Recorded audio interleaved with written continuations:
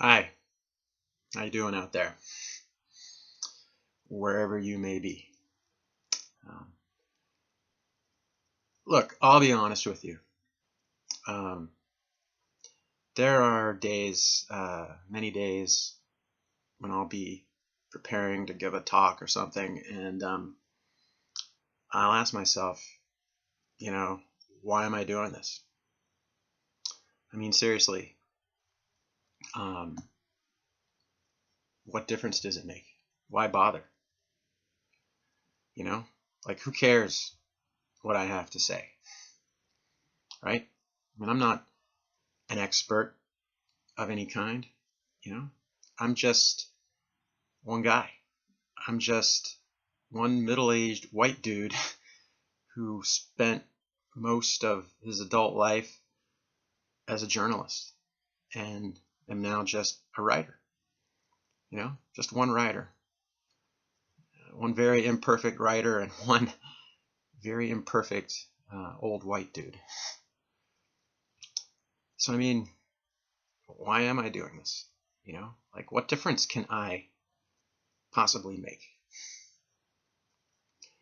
A friend of mine, another old white dude named Ken Ward, um, who I've written about in The Nation and who I profile in my book. In fact, he's one of the central figures in what we're fighting for now is each other. He's a few years older than me and now lives in Corbett, Oregon with his son, who happens to be the same age as my son, 16. Although I also have a daughter. I have a son and a daughter. Well, anyway, Ken is one of the founders of the Climate Disobedience Center, climatedisobedience.org, along with some other folks I write about in the book.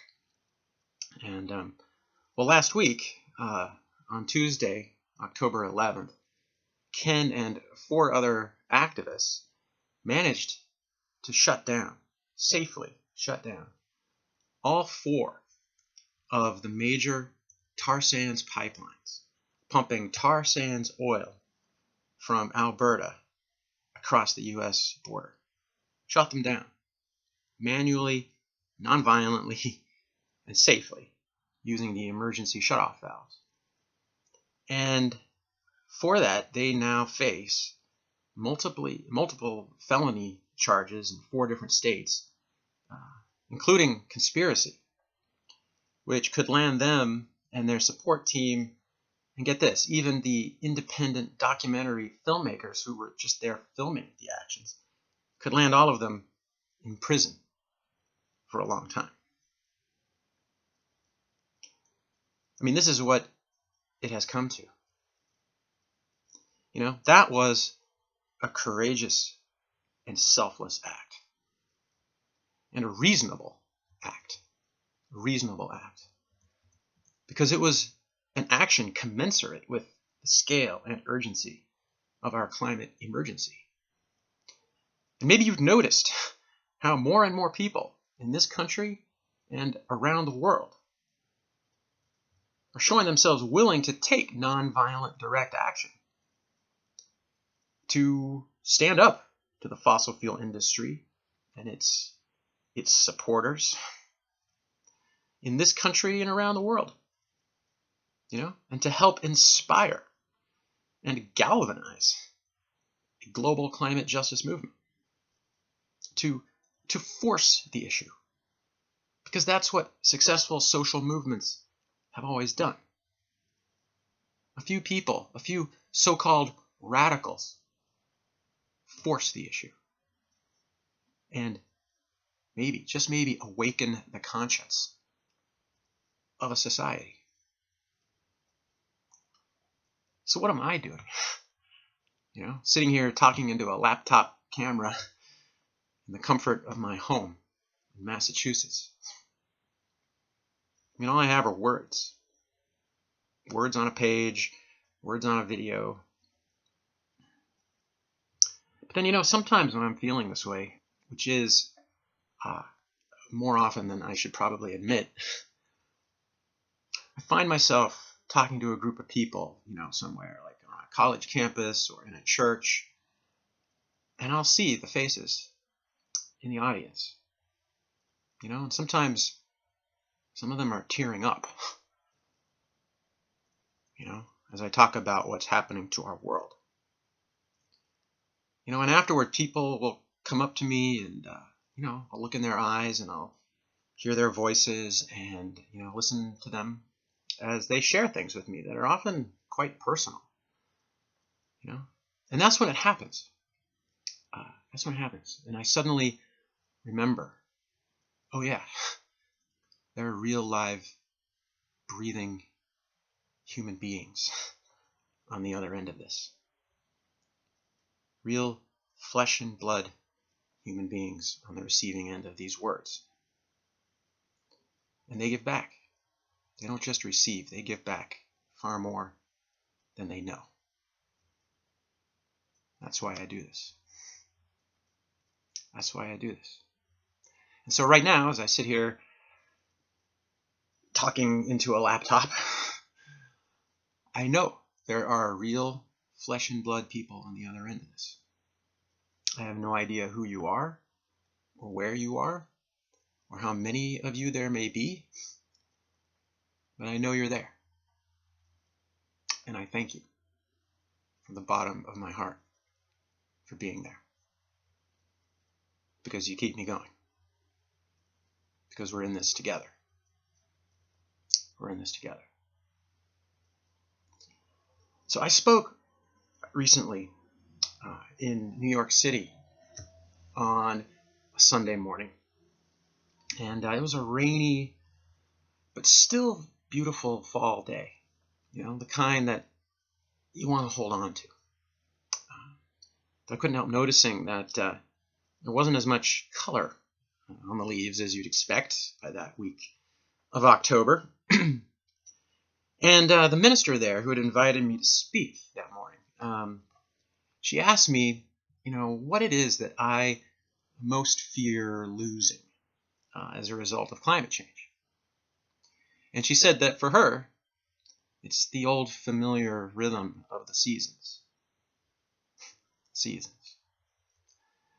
And I knew exactly what she meant. But my own answer came to me instantly because it's constantly on my mind. What I most fear losing is our humanity. Our humanity. There was a moment last December. It was in the second week of December 2015 when that somewhat abstract fear, that fear of losing our humanity, took on a more tangible reality for me in a way that it never had before.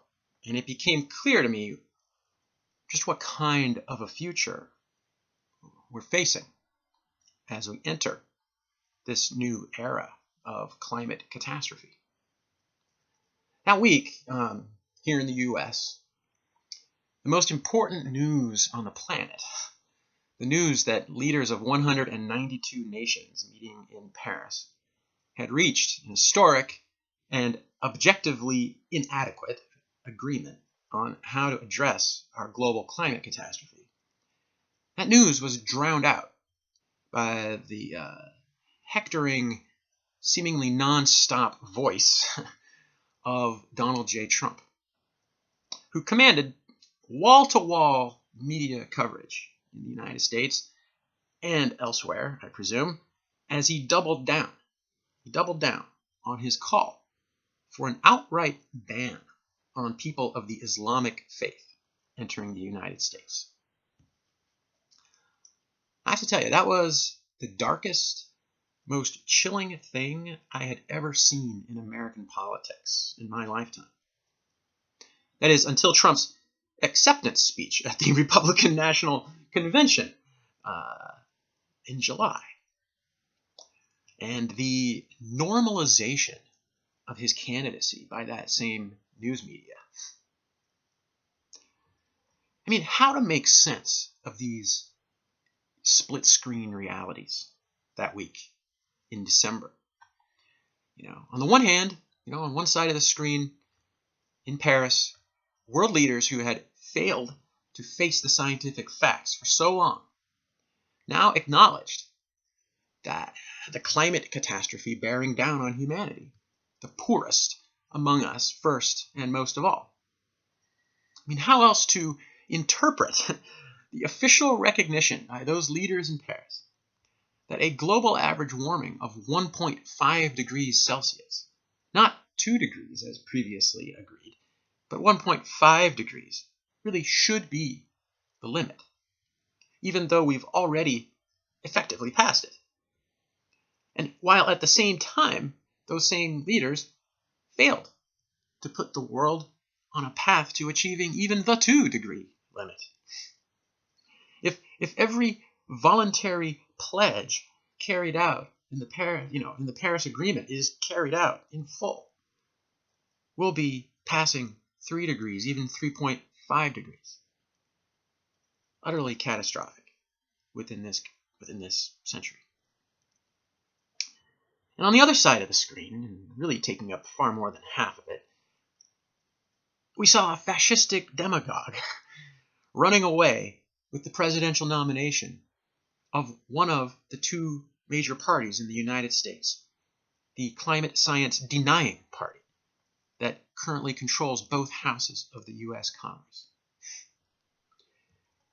And so what I realized in that moment is that Donald Trump's rise, and believe me, whatever happens on November 8th, the forces that fueled his rise are not going away.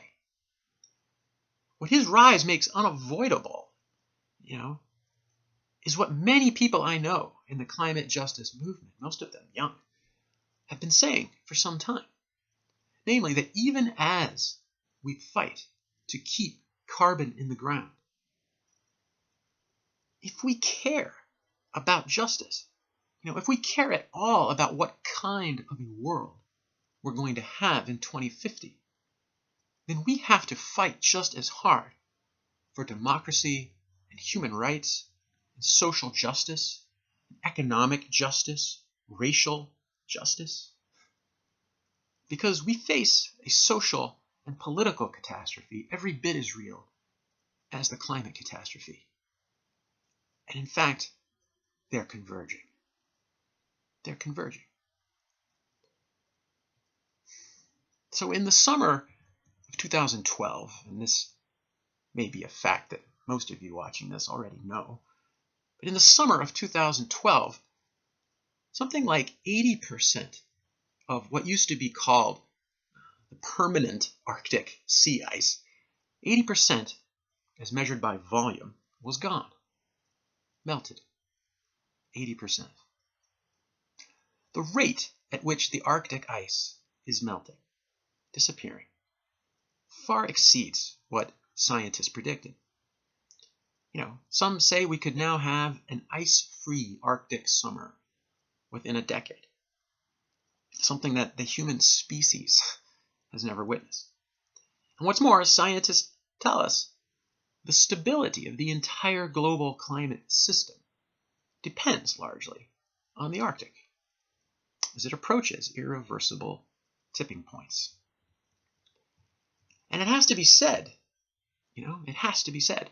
in the face of these facts, powerful corporate and political forces on both sides of the aisle, but especially the fossil fuel industry and its lobby, an industry that holds the fate of humanity in its carbon reserves, have doubled down economically and politically on business as usual, denying the science and obstructing any serious response to the crisis.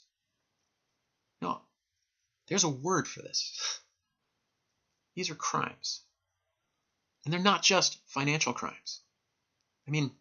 It's good to see the SEC finally investigating ExxonMobil, but these are not just financial crimes. They're crimes against humanity. They're crimes against humanity. Now, I'm a latecomer to this fight. It was only a little more than 6 years ago, in 2010, that I finally, belatedly, woke up, like really fully woke up, to all of these devastating facts.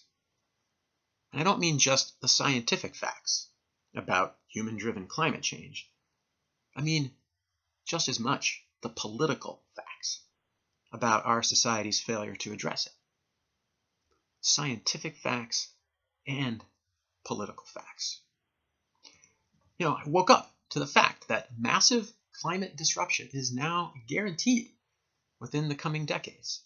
And that if we don't take radical steps, truly radical steps, to transform our energy systems and decarbonize our economies by mid-century at the latest, in just the next 2 to 3 decades, which, let's face it, will require a profound political transformation, even what you could call a political revolution, and a society-wide mobilization on a scale never seen before. If we don't do these things, our own children and grandchildren will face the worst case scenarios. Of course, we're told that totally catastrophic, runaway, civilization-ending global warming can still be avoided. And, there's reason to believe that that may be true, at least on paper, and, at least for, affluent rich people, affluent, relatively rich people like me. But please understand, the catastrophic climate change, by any humane definition, is happening now. I mean, have you seen the pictures from Haiti? Because even now, what's, quote, catastrophic depends on where you live and how poor you are, and more often than not, the color of your skin. I mean, if you're one of the billions of people who live in the world's poorest and most vulnerable places, from Haiti to Bangladesh to the African Sahel to Louisiana to Florida to the Carolinas. Have you seen the pictures from North Carolina this week? And countless other places, far and near. If you're one of those people, then the intensifying storms, floods, sea level rise, droughts, heat waves, wildfires that we're already seeing can be and are catastrophic. And yet, and this is crucial, the world's climate and energy experts want us to understand that while, yes, it is too late to prevent a climate crisis, I mean, we have a climate crisis, we're in it now, we can ultimately still salvage a stabilized climate for future generations and preserve some hope for a humane and just future on this planet. I mean, make no mistake, it is an epic undertaking. And we are terribly, terribly late getting started. But it is underway. And rigorous analysis shows that the obstacles, as insurmountable as they may seem, are no longer technological or financial. They're political. The obstacles are political, which is to say, they're moral. They're moral. Now look, I know that this is hard. Listening to all of this is hard. Coming to terms with the climate catastrophe is hard. So in the face of all of this, how does one respond? That is a deeply personal, and I would say even spiritual question. And I can't answer it for you. Each of us has to look deep inside and try to answer it for ourselves. But we do know some things. We know that small, private actions in our personal lives, while important, even imperative, don't suffice. We know that a systemic crisis requires a systemic response. And we know that nothing that's been pledged or proposed at the international level, whether in the Paris Agreement, which really, if anything, officially ratified the yawning gap between what scientists tell us is necessary and what politicians tell us is possible. Nothing in the Paris Agreement or anywhere else, much less anything being talked about in this election campaign in the United States, comes anywhere close to putting us on a path to stabilizing the climate. Okay? Yes, we're making incremental progress, but it's nothing like the kind of deep, urgent transformation that the science tells us is required. So how does one respond? Again, that's a deeply personal question, and I can't answer it for you. But I can tell you this.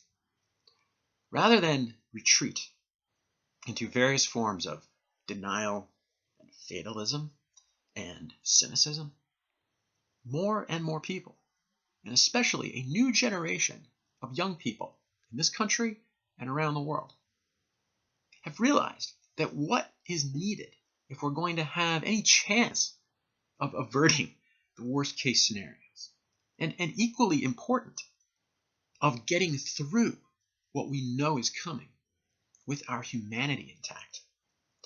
What's needed is the kind of transformative social movement that has altered the course of history in the past.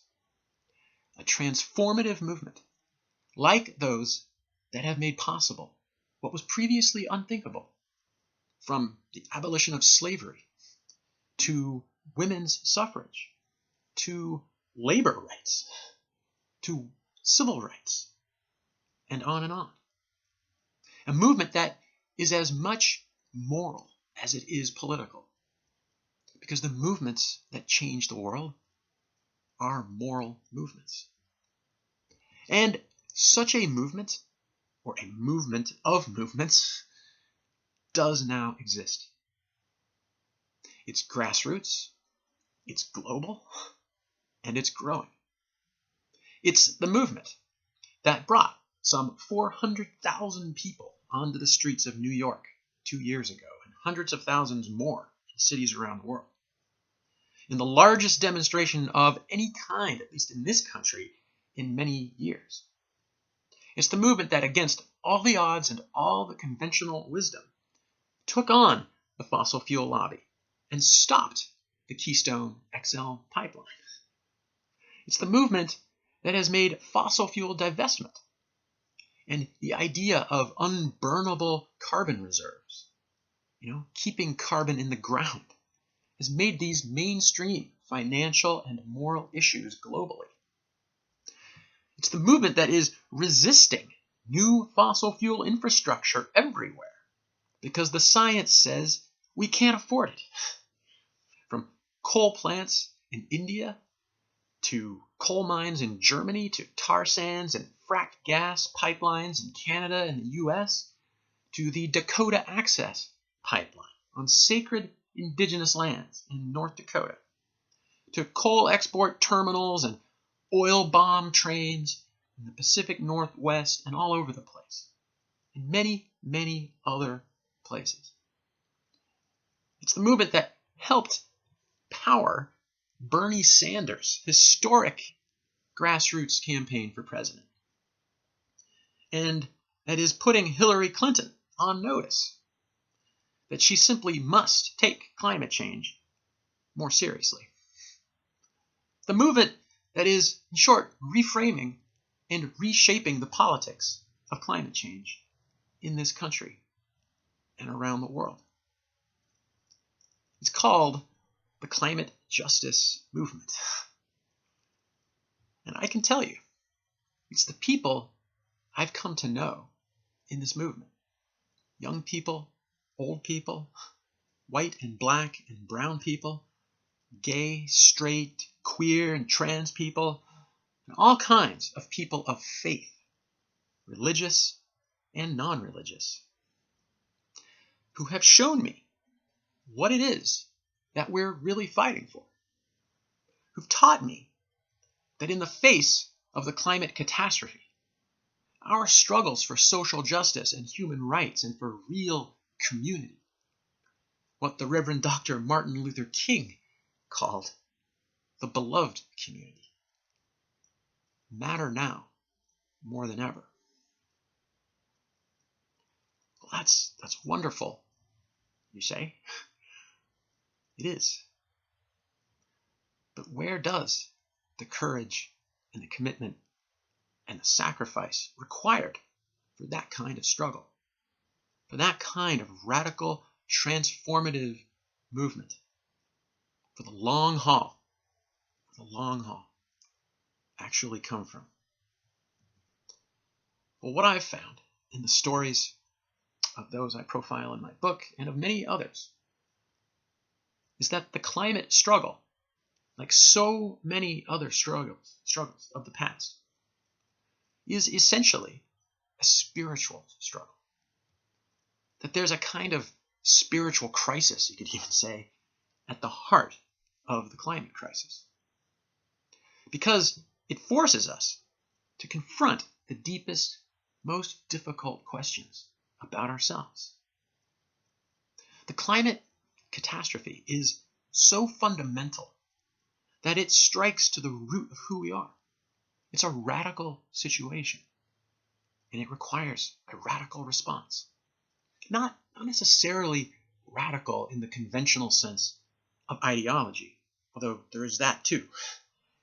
But rather, what I'm talking about is it confronts us with a kind of radical necessity, a moral necessity. It requires us to wake up, to face the facts, to find out who we really are, and to act. In some cases, to lay everything on the line. Our relationships, our reputations, our careers, our bodies, maybe even our lives. So, a minute ago, I called it the climate justice movement.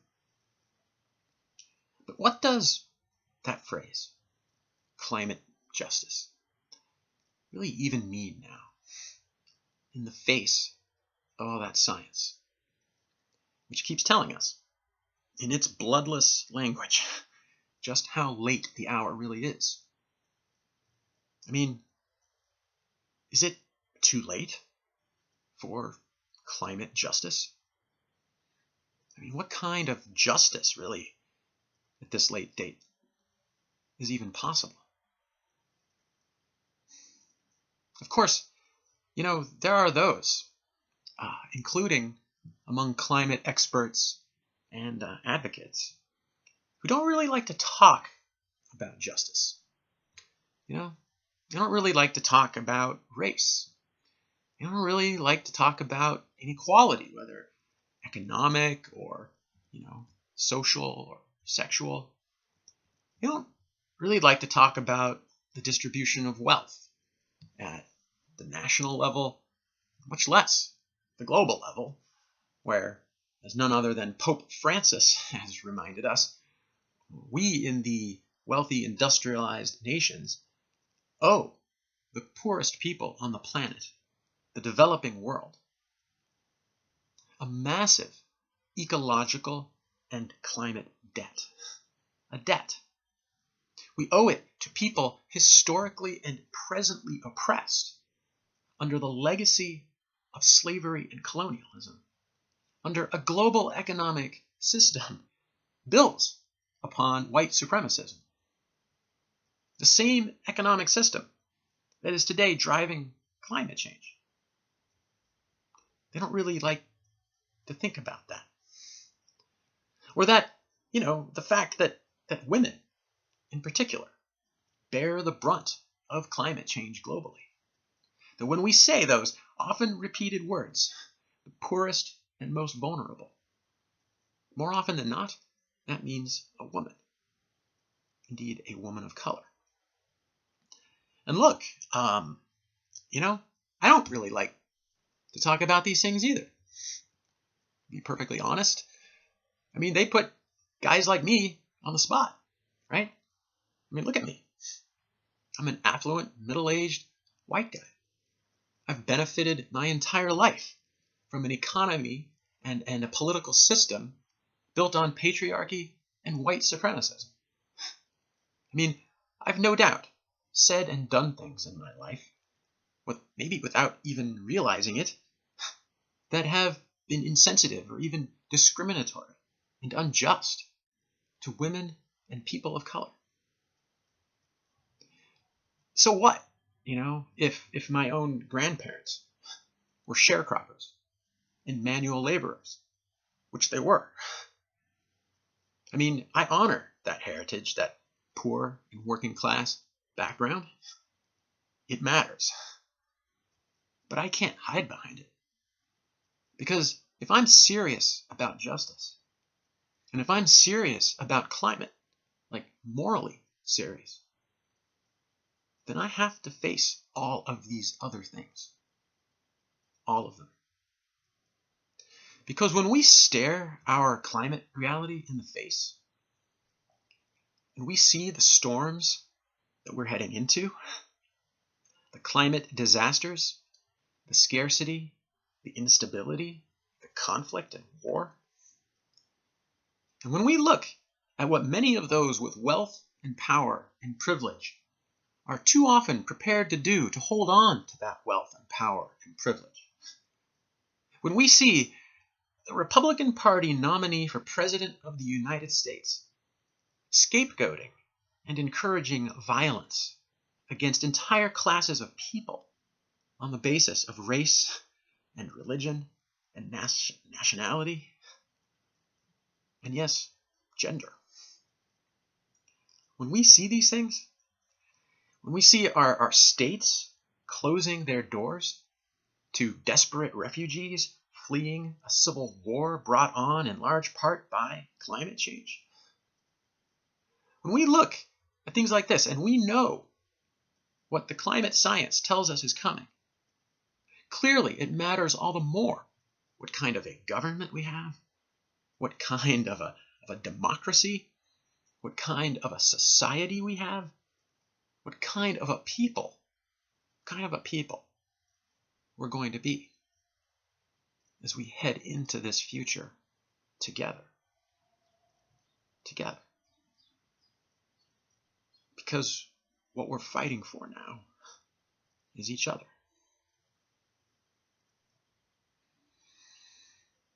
So we have to face the facts,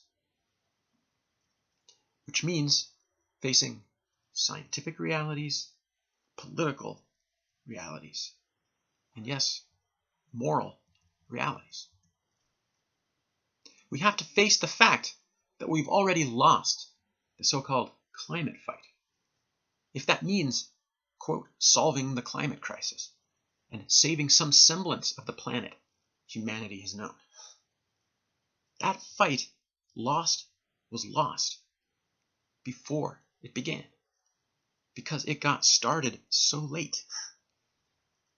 The best we can do, and must do now, is fight to keep enough carbon in the ground to avert utter collapse and chaos. That's the scientific reality. Which means that we can't afford to lose the other fights. The fights against everything that Trump and the forces that created him and support him represent.